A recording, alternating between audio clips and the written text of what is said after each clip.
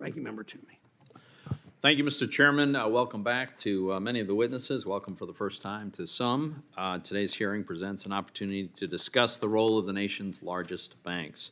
At the outset, let me acknowledge what should be obvious. Banks are essential for supporting the economy and advancing American competitiveness.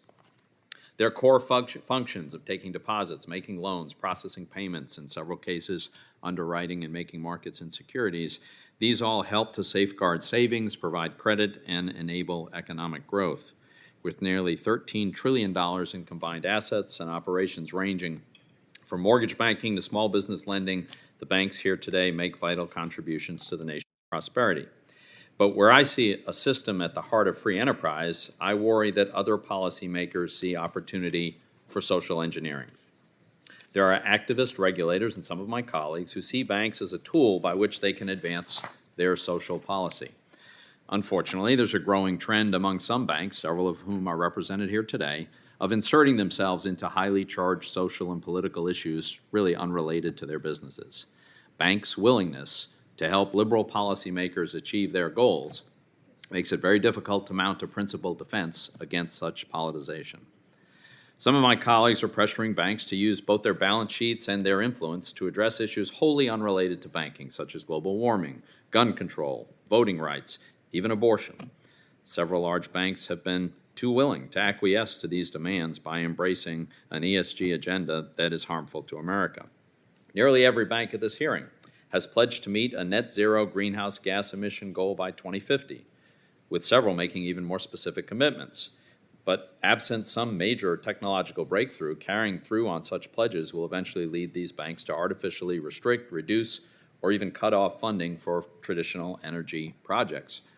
Despite statements to the contrary, none of this really has much to do with borrowers' credit quality or so-called transition risk. It's because activists have made the traditional energy sector politically disfavored. Now, we're witnessing the folly of such policy right now in Europe, which strangled its own fossil energy sector and now finds itself deeply reliant on Russia for gas.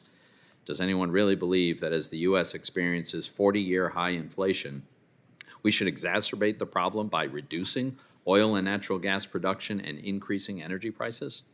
But that's exactly what will happen if banks follow through with their net zero pledges and ESG agenda, as environmental activist groups have urged them to do. Now, when you combine that with the SEC's proposed climate disclosure rule, these net zero pledges are setting up banks for lawsuits and legal liability.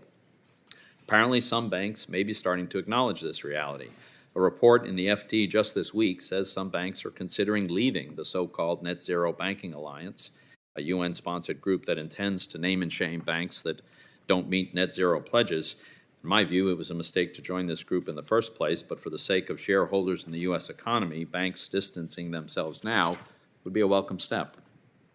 In addition, banks have inserted themselves into contentious social issues and in some cases even made business decisions based on these factors. For example, several banks responded to pressure from Democrats in the wake of the Supreme Court Dobbs decision by very publicly pledging to pay for the costs of their employees to travel to have abortions. Now, this decision is certainly an individual bank's choice, but it does raise a number of questions, including, have these same banks also committed to pay the cost for female employees facing unplanned pregnancies to place their children up for adoption? Notably, when it comes to the right to keep and bear arms, which is an actual constitutional right, some banks have gone out of their way to make it harder for law-abiding Americans to exercise this right, from stopping the financing of manufacturers of so-called military-style firearms for civilian use to debanking retailers that sell firearms to customers under 21 years of age, even when such sales are perfectly lawful. I can't help but observe that when banks do choose to weigh in on these highly charged social and political issues, they always seem to come down on the liberal side of the political spectrum. Beyond the examples I've already given, there are others. Banks that have opined on abortion but not on religious liberty. Banks that have expressed support for voting access but are silent on voting security. Banks that have expressed support for DACA, but I haven't heard much about border security. So in my view, it's bad business to alienate roughly half the country, but you're private companies. You're free to opine as you see fit. But it's no wonder that there's been a backlash from policymakers in states like Texas and West Virginia and Florida. If banks don't cease and desist from weighing in on social and cultural issues, Don't be shocked if Republicans, once back in power nationally, seek to pressure banks to advance their goals. Now, I would oppose such efforts, just as I oppose similar efforts by liberals, but once the precedent is set, the potential for future abuse is limitless. Throughout this Congress, I've repeatedly warned about the politicization of our financial regulators and our central bank. I've emphasized that addressing political issues requires difficult decisions involving trade-offs, and in a democratic society, those trade-offs must be made by elected representatives who are accountable to the American people. Today, I'm raising similar concerns about the politicization of our nation's banks. Just as regulators and central bankers are not elected by the American people, neither are bank CEOs. So banks are currently at a critical crossroad.